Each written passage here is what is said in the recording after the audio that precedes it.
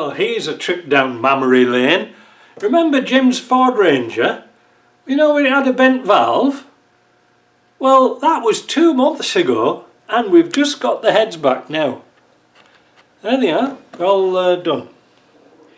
Just got a gasket set. I've had to find out which way the valve seals go on. Red's exhaust, green's intake.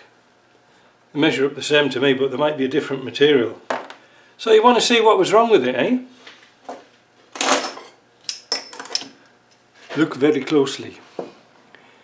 Now these are the seats, the valves, these are the exhaust seats. That one's not too bad. That would take perhaps another cut. It's a little bit damaged there. I'll just turn them all and you can see he took a light cut. This one's pitted all the way around. I hope this is coming out. I'm just taking them out at random. This one was bent. See, it's shiny at this side. We turn it round.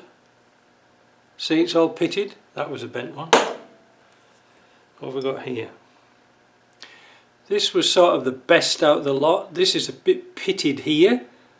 And nice all the rest around. It's going bent anyway. This is another bent one. This is a really bad one. This is going in my collection. You can see when he put it in the machine where it just touched there. Nothing here. So that was our problem why it had a misfire. And this one wasn't too bad. It would have taken another cut, but we said just put another set of valves in. So the total cost at the machine shop, what did he do? Well, this wasn't including the gasket set, which we bought separately. Oh, Jim paid for this lot. They've planed the heads, they've put new exhaust seats in it, and they've reamed the guides so that these are a little bit bigger valves. Alright, so they've done them on both heads and they've done a sort of a nice job. The total price including tax was $1,100.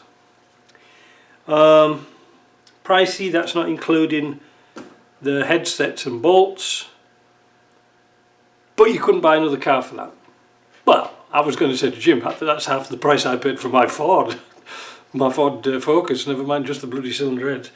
But we couldn't really find another solution because, like I said, we could go to a scrap yard and get another couple of heads and bang them on, but we'd probably end up with this again, this problem.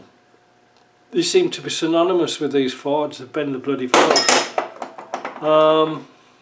We thought Land Rovers were bad, eh?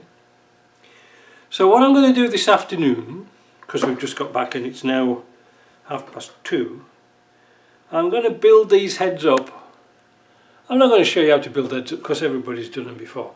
So I'm going to put the guides, the oil seals on, put the springs on and the collets and things. They're all in this great big bag here, if I can remember how they all go. Anyway, that's the head back. Am I going to do a video on it? I don't know, I might do some bits.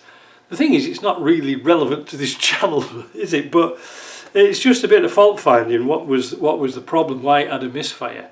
So now with the heads done, new injectors, new wires, new plugs, it should be running perfectly. I hope. I went to have a look at it the other day, lifted the body up, and all the block is red rust.